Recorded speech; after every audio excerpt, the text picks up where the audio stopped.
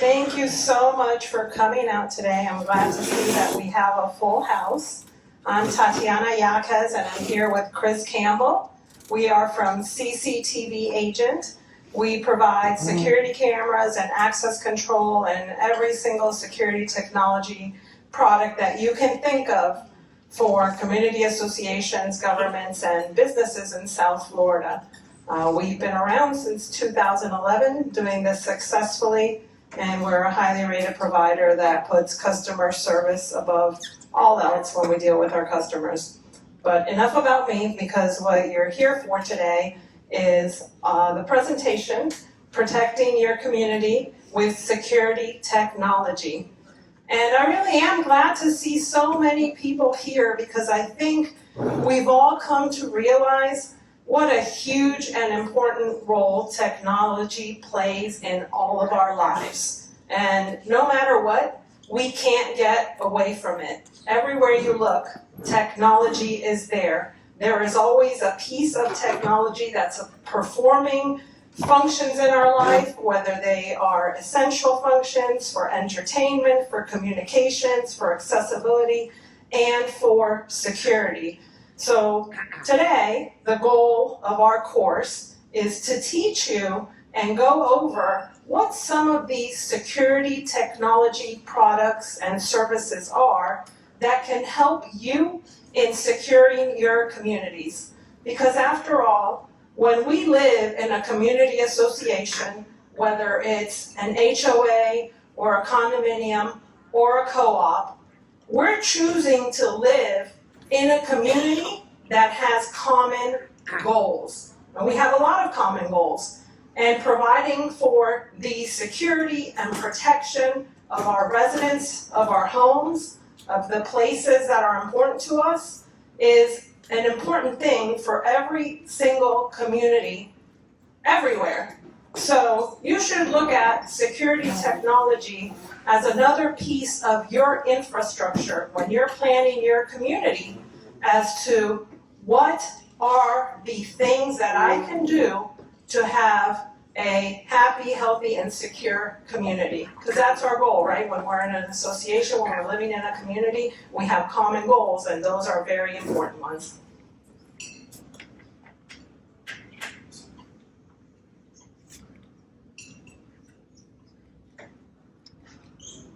Okay, so what exactly is security technology? It's a pretty broad term, and it can mean a lot of things to a lot of different people. But what security technology essentially is, it's a combination of hardware, pieces of equipment that combined with software together perform functions that are beneficial to us, that provide for features that secure our homes and our communities, our buildings, our facilities, our roadways, our entrances. Okay, so it's a very broad term, and there are really a lot of different products that are part of that category. One of the main things that comprise security technology are security cameras. And I want to go over a little bit with you a few different things about security cameras. There are, these days, IP security cameras that are the standard type of systems that if you're considering having some kind of video surveillance, that's what you should have for your community as a basic, fundamental product.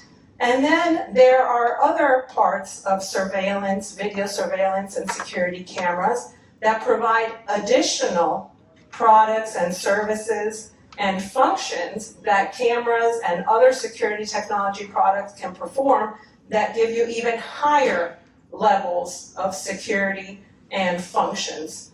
So let me go through the basics a little bit first, because I think for those of you that have cameras in your communities or work with cameras in any way in your life, you should consider these 7 principles as something that your systems absolutely must have. It is nowadays a very basic level, and if it's falling below that, then there really is a deficiency that you should analyze and figure out how can we at least get it to a basic level of surveillance that's going to serve the needs of our community.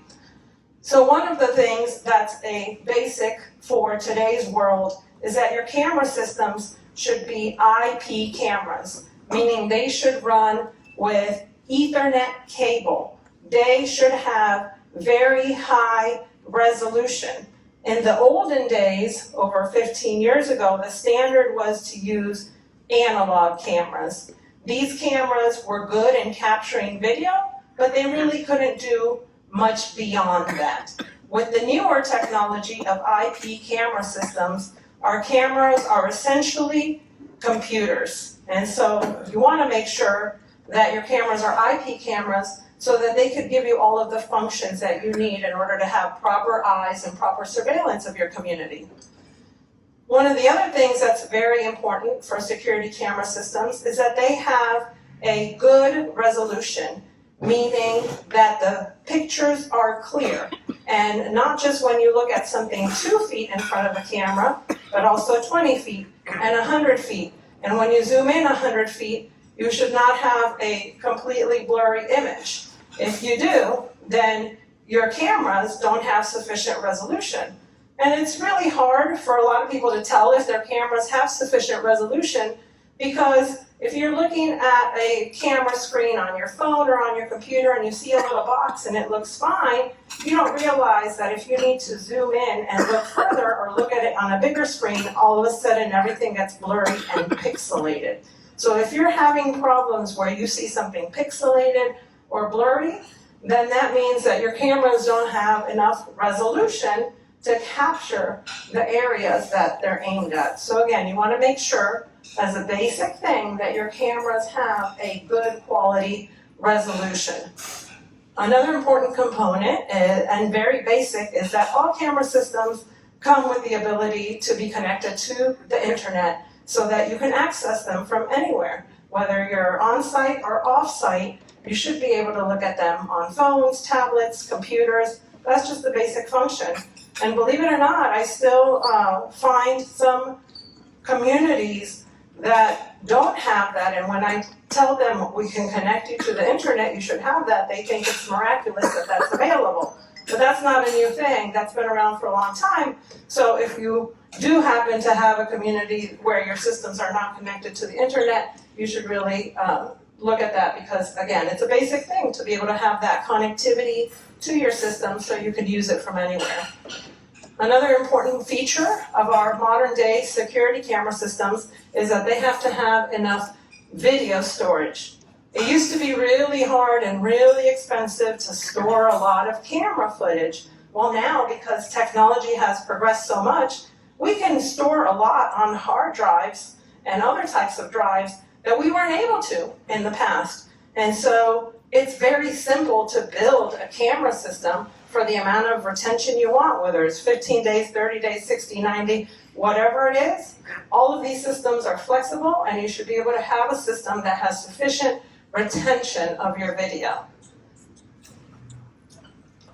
More importantly, when you are using the system, you should be able to easily look at the playback, at what's recorded on your cameras, because a lot of the times when we're using a camera system, we want to know what happened and look through the footage to be able to figure out, hey, who damaged the gate, who had a party at the pool and threw some glassware in there that we now have to drain the pool and spend thousands of dollars remedying. So the ability to easily use your system, search the video, and retrieve it is a basic function. And there are still some systems out there that we see every day where those functions are not readily available. But again, this is a basic thing, and every camera system that a community has should have the ability to do that.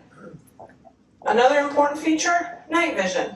It used to be that you had to pay extra money for your cameras to have night vision, for you to be able to see the pictures at night. That's not the case anymore. All cameras now come with night vision and the ability to view pictures at night. So you absolutely need to have that. It's a very, very basic function.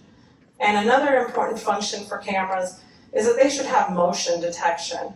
so that when you're looking through footage, let's say, again, somebody had a party at night in the pool the night before, you don't want to have to sit through and look at 12 hours of footage. With motion detection, the camera will tell you every time there was motion there, and you can more easily focus on those events and be able to spend just a few minutes searching instead of hours and hours of watching your videos. So again, these are all basic things. So if you're looking at your community system, what functions you should have, these are a minimum of the features. I'm going to show you here a little video. This is a community in Palm Beach Gardens. When you're looking at resolution, like I was talking about, this is a 4 megapixel camera capturing the entrance and exit to a community. And if you see in this video, you can see the leaves of the palm tree. You could see the lines in between the pavers. You could see where they're wet, where they're dry. So this is a good minimum resolution that you should have for your community. If things are blurry, you're not going to be able to figure out who did what or what happened at a certain time. So this is the minimum quality, 4 megapixels for your exteriors. And if you have something that's bigger than this area, then you really need to go to 4K, which is 8 megapixels of resolution.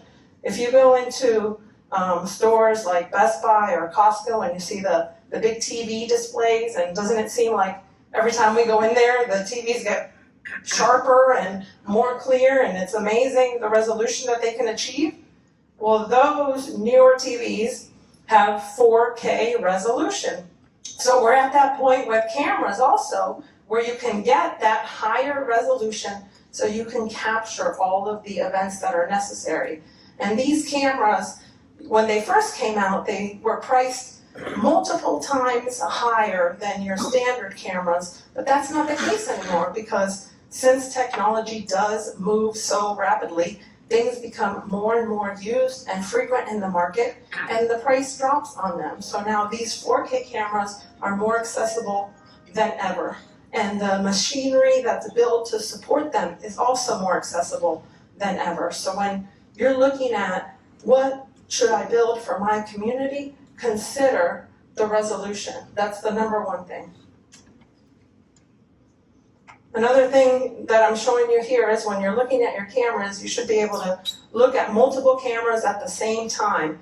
And together with that, you should also be able to configure multiple views. You shouldn't just have a camera that's connected to your equipment and you can just see 8 cameras and that's it. If you want to have a view where all of your pool cameras are on one screen and all of your entrance cameras are on another screen, and you want to shuffle them around and view them a certain way, or you want your security staff to look at some parts of the community, you should be able to do that. So the camera systems of today have software that let you do that let you customize the views, that let you view lots of cameras at the same time. So that's an important feature, because when you're using the system, it needs to be available for what you need, not for just a default option. Okay, I'm going to talk now about what else can we do with cameras other than just have some of these basic things that I went over. Now, you know, we're all living in the world of AI, artificial intelligence, and it can be pretty cool as well as pretty scary what the world is doing with artificial technology and artificial intelligence. It's basically software that starts to learn and think for itself, and that can perform more functions than we've ever had available to us. Cameras are no exception to that. There are AI programs written into pretty much every modern camera system that can help us. And one of the most basic AI functions that's available is an advanced analytic for human and vehicle detection. So what that does is, if I'm standing in front of a camera and I'm here, that camera will recognize me as a human because of the AI that's written into that software. It knows what parameters to look for, and it knows I'm a human, and it knows that podium is not a human. If there's a vehicle in front of the camera will know this is a vehicle, not a stationary parking sign. So these advanced features are helpful to us because, again, when we are planning for our communities and we are using the system, the key is to be able to retrieve the data that we need, and sometimes to do that as fast as possible. So if we have a camera that has the advanced human and vehicle detection, we could say, hey camera, show me every vehicle you just saw for the last 12 hours. Click, click, here you go. Okay? So it's as quick as that. Same with humans. And we don't need to search through hours and hours of footage because the software, the AI features do that for us. So that's a great tool for us. Another important tool that's available is having cameras that perform what I like to call some human functions. These are called active deterrence cameras. So we have the option of having physical security guards in our communities a lot of times, but now we also have cameras that can do many of the things that in the past only actual security guards can do. Active deterrence cameras are cameras that have artificial intelligence. They can detect a human, and if you tell that camera, in my pool, there should not be any humans there between 8 p.m. and 5 a.m., and you need to send an alert, if they do, then that camera, when it sees a human, there are cameras that have flashing lights and can play a message. So that message from the camera doesn't have to go back to a security guard. You don't have to have a person on site. That camera will say, human, you shouldn't be there. And it flashes a light, and whatever pre-recorded message you want it to play, the camera will do that. So that's a great savings, right? Because we know how expensive it is to live in South Florida these days, and we know how important it is to have security that can protect us, and we need to balance all of the different expenses that associations have, as well as providing the tools that our residents and communities need. So having an active deterrence camera there is a great way to save on human labor and have a camera that can do more than just sit there recording footage that you can look at later. That camera is active deterrence. It will actively do something. Okay, so those are great features. Another thing that cameras can do now, in addition to being able to recognize when someone is a human or something is a vehicle, is cameras can have facial recognition.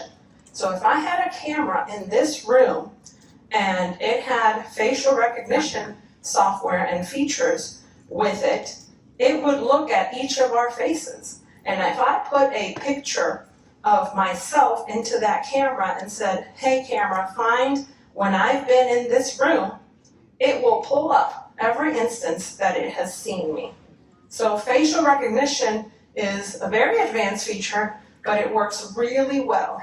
As you can imagine, that's a very high-level software feature, because when the camera is doing that, it is reading thousands of points on each of our faces in order to be able to tell the difference between me and you and you and you and everybody else in this room. So that's a really important feature.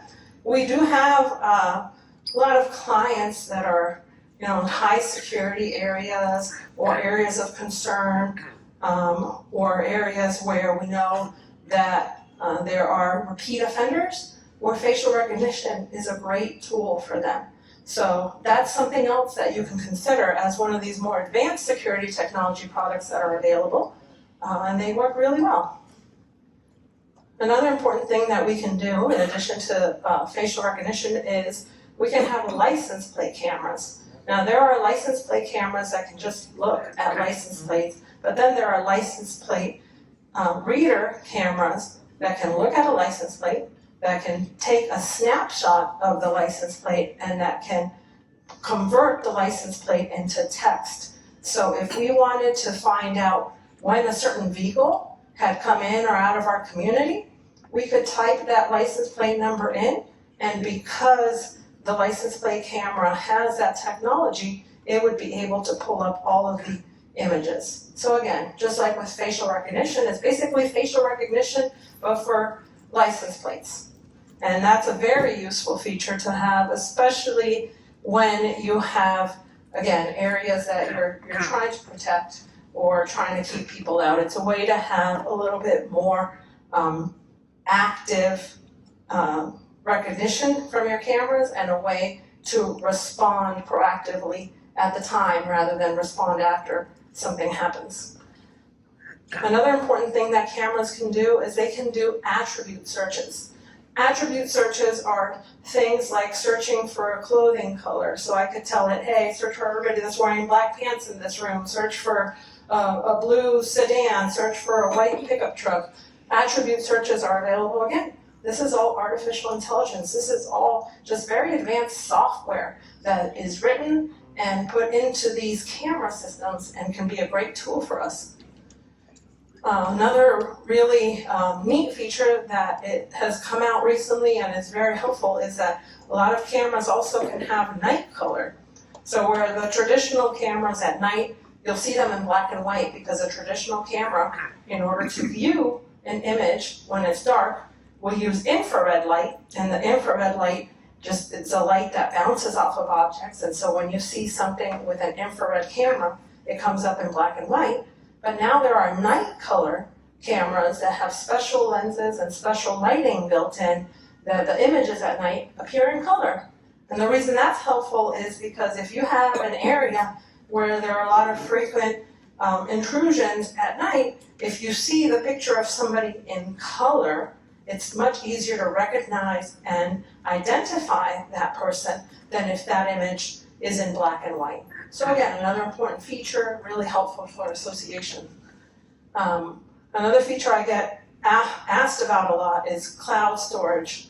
We all hear that buzzword, the cloud, everything's in the cloud, okay? So what is the cloud? In case some people don't know, the cloud is not some cloud up in the sky. The cloud is the internet sending our data from one place to another place, and somebody else has a system in that location to store things, okay? So the cloud is not a magical internet object. The cloud is just a connection by the internet to somebody else's physical equipment. But many communities and businesses are concerned that if they have all of their cameras and footage in their physical location and that equipment is stolen or taken or interfered with in any way, that they will lose critical footage. And so cloud storage is available as a way to send that data to be stored in a remote location, for a fee, because all of these things always, they are infrastructure and they cost money to maintain.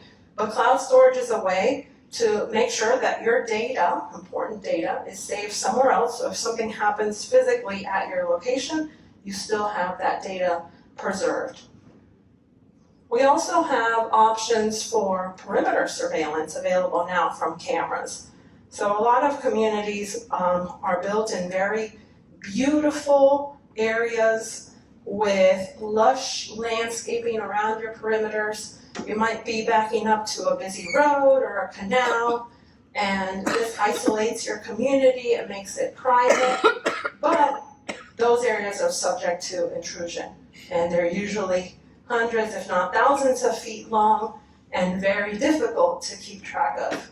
So for communities that are concerned about intrusion in those perimeter areas, the landscaped areas, the canals, you have a low wall, a low fence, whatever it is, there's perimeter surveillance that's available from cameras. And there are specialized cameras as well as fiber that is built in a way that you are able to cover those larger areas. Thermal cameras will pick up heat signature hundreds of feet away of human beings, and fiber can be buried underground, and if the fiber senses that somebody steps over it or through it, and it knows what the weight of a human versus a rabbit or a dog is, it can alert you.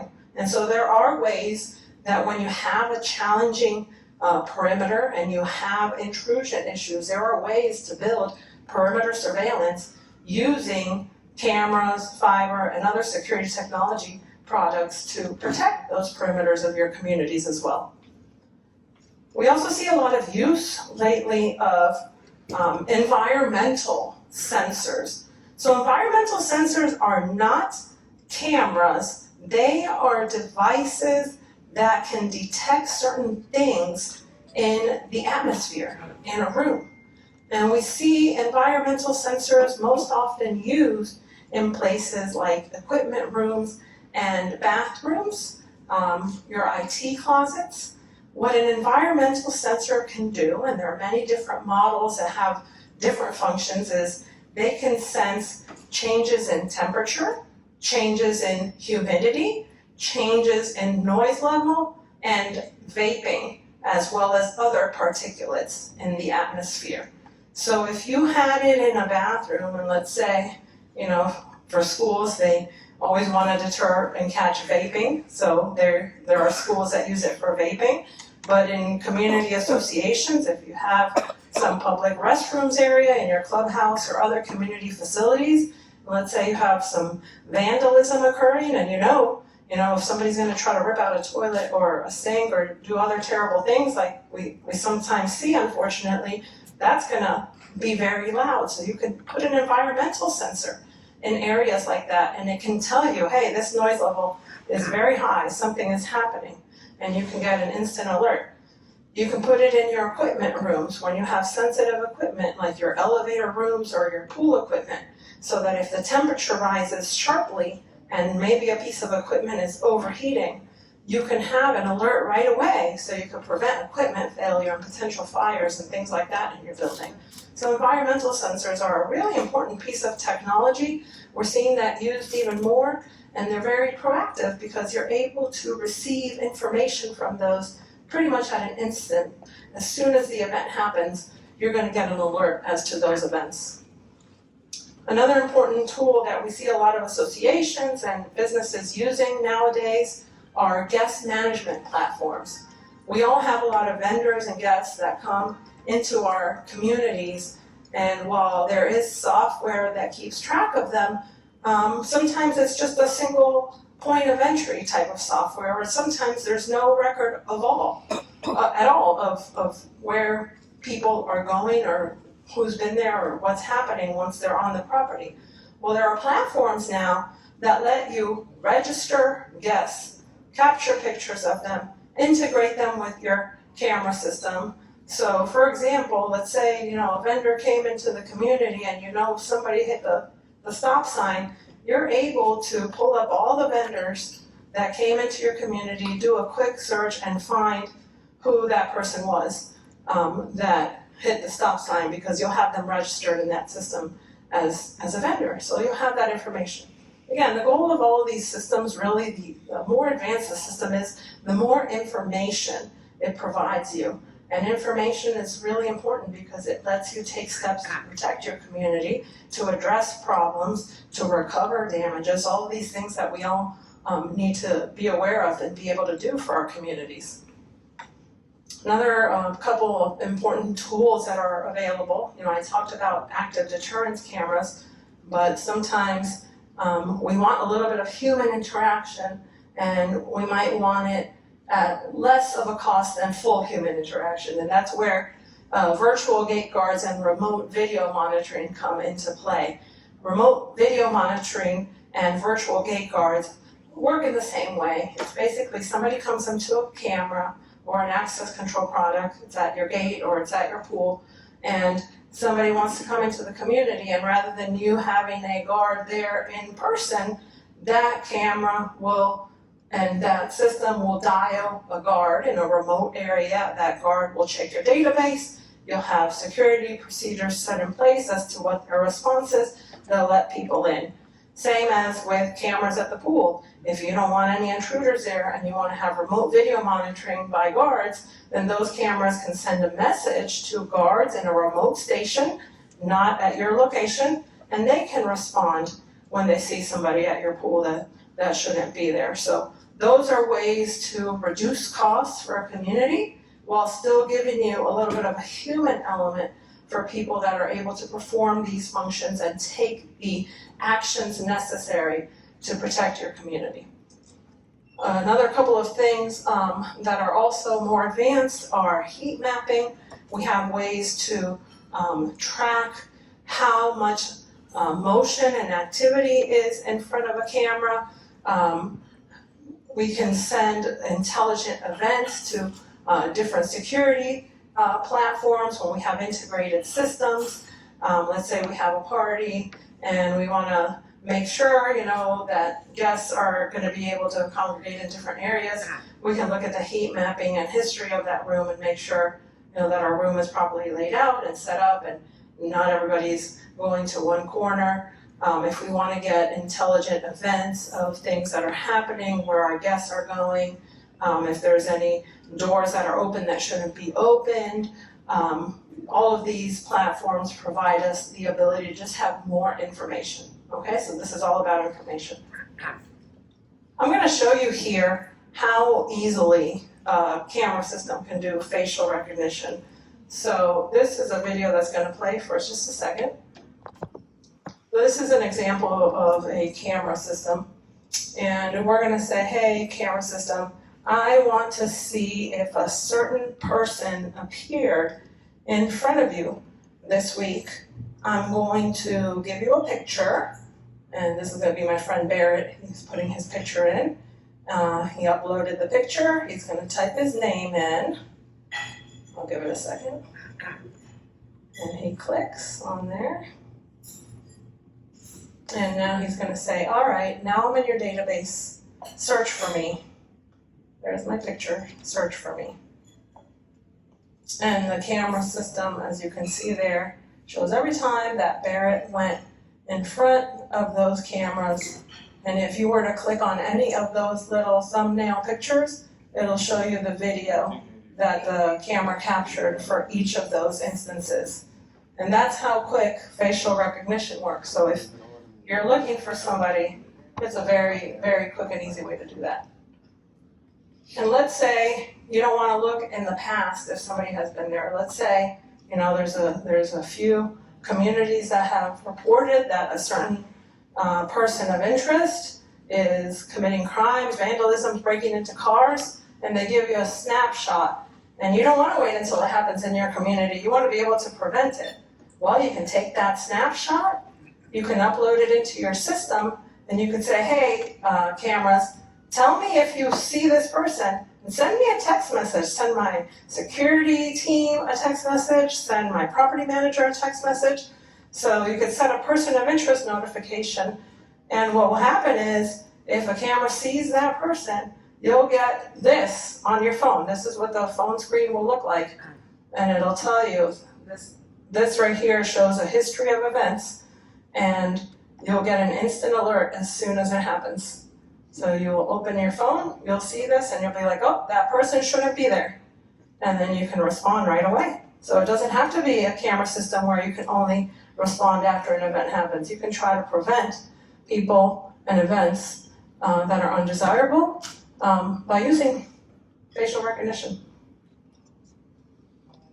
Here I have an example of a license plate reader camera. Sorry, I know it's a little glary on this screen, but just to give you an example, when you have the license plate reader cameras, a lot of these cameras will look like it's mostly a black picture most of the time, and at night you'll see a license plate go through, and with something as little as this bit of information that the camera can see, it'll turn that into something that's text searchable. It'll put it in its database. You can search for these license plates, and you can get, just like you can get instant notifications of persons of interest, you can also get instant notifications of license plates of interest.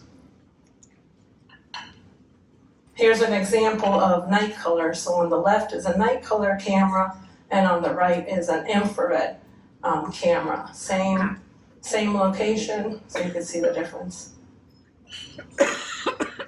And I talked a little bit about perimeter surveillance.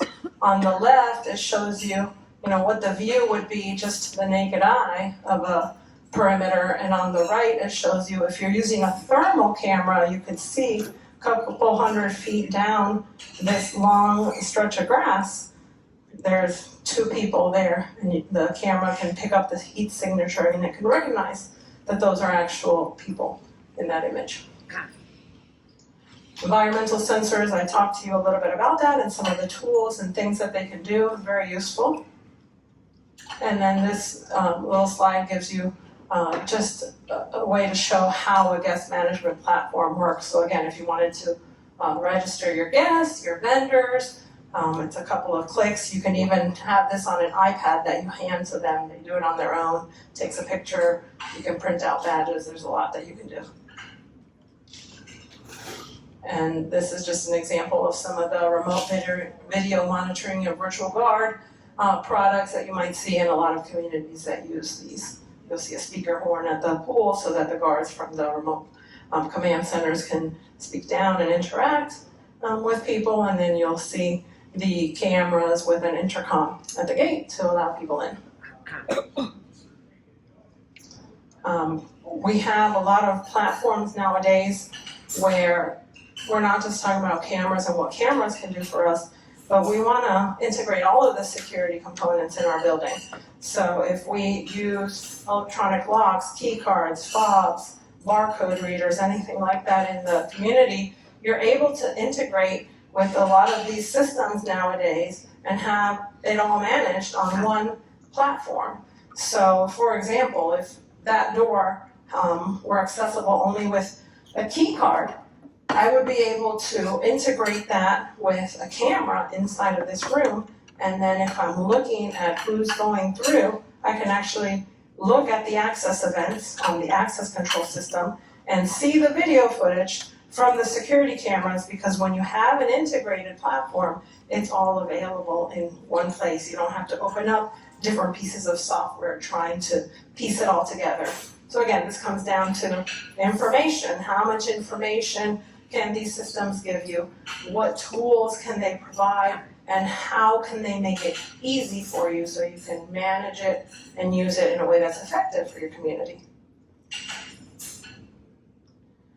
All right, questions I often get are, well, where can we use some of these products in our communities? And really the answer is that they can be used virtually anywhere in your communities, and it's often a matter of a community choosing what their priorities are, because if I'm going and I'm visiting a community and they tell me I don't have any cameras, what do you recommend? I said, well, what are your priorities? What is happening in this community? Do you have gates? Are they getting damaged? Do you have people doing things in the clubhouse and accessing that when they shouldn't be? Do you have problems with vendors and not having them registered, not having any control over who's coming in and out of your community? So the answer is you could really use them anywhere, everywhere from the entrances and exits, offices that you have for property managers. We know what a difficult job it is to be a property manager, and a lot of times they might have interactions and want to have a record of things, and so we see a lot of management offices that have cameras there just to be able to have those records, both for the benefit of the association and the managers on site, so you know exactly what happened, because we all know when something happens, there are always three versions to a story, person A, person B, and then the truth. Well, if you have a camera that's capturing that, the camera has the truth on it, and nobody can distort it because you have a clear record of it. We see cameras used a lot in clubhouses, pools, dumpsters. How many of you have dumpsters in your communities? The majority of you. And how many of you have illegal dumping in those dumpsters? And how many of you have to pay extra money to those companies? Right. So guess what will help you get all that money back? A well-placed camera that can show you who did it, get their license plate, get their information, and send them the bill with a fine if you can. Okay, so that's a good way to deter it. Parking lots, we see a lot of things happening in parking lots, and so when communities ask for cameras in parking lots, it's usually because they want to deter people hanging out in parking lots that are doing things that they shouldn't. So they're a great deterrent for parking lots.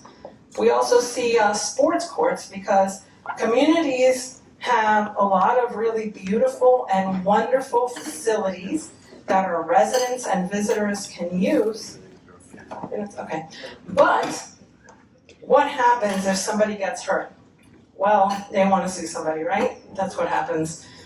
So when you have a sport court and you know that somebody can get hurt and it's a big liability risk for your association, you want to make sure you have cameras there because, again, you don't want version A or B of the story, you want the truth, and the camera is going to be able to give that to you. Gyms are another area, where people can get hurt and things can happen. It's important to protect those areas. And then, of course, as I discussed, utility rooms, infrastructure, anything that's valuable equipment that you want to protect, you want to have cameras and security technology products. So what are some of the things that you need to consider when you want to protect your community with security technology?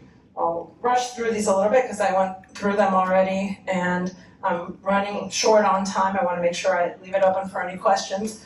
But basically, anywhere that you have concerns with your community, like we discussed, entrances, is somebody damaging a gate over and over again, is somebody doing some illegal dumping. Those are expenses for your community that you shouldn't have to bear. So use a well-placed, good quality security technology product so that you can recover those damages from somebody. If you have potential liability issue or expensive equipment you want to protect, all of these are really important areas and ways to use this technology to help your community. And I always like to say, what are some of the common pitfalls when you are planning a security technology product or system for your community? What do you want to avoid? And the number one thing is don't use the wrong equipment. Go to an expert, talk to somebody that's familiar with it and that can guide you as to what the right product is, because there's a lot of technology available out there and it's not all good and it's not all the right thing for you. So you should have an individual assessment done by an expert that knows what is available and what will be best for your community. And it doesn't have to be the most expensive or the least expensive product. It has to be the right product with the right value for your community and what you're trying to achieve. So use the correct equipment and rely on an expert. Another thing that's really important is make sure you build quality infrastructure. All of these security technology products rely on a network, cabling, wireless systems, a combination of both sometimes, and you want to make sure you connect them to the internet. So all of that is part of your infrastructure. Don't go low cost on that, because if your equipment is good but your infrastructure fails, that's like having, a Ferrari to drive on a crumbled road. You're not going to go anywhere with that. So make sure you invest in good infrastructure. And then, of course, make sure that the vendors that you're using are licensed and qualified, that the equipment they're quoting you is brand name equipment. Don't get any no-name equipment. Again, there's a lot of choices of technology, and if your vendors are not providing you the name of the manufacturer, spec sheets, and warranties from a manufacturer, then they're trying to give you lower quality equipment. And don't do that to your community, because you're making a big investment and you want it to last, be supported by a manufacturer, have security updates available by a manufacturer, and all of these things that are very important. Okay, I think I've come to the end. Sorry that I raced through some of that. I'll open it up to questions if anybody has any, and if we're out of time, I'm happy to stick around and answer additional questions.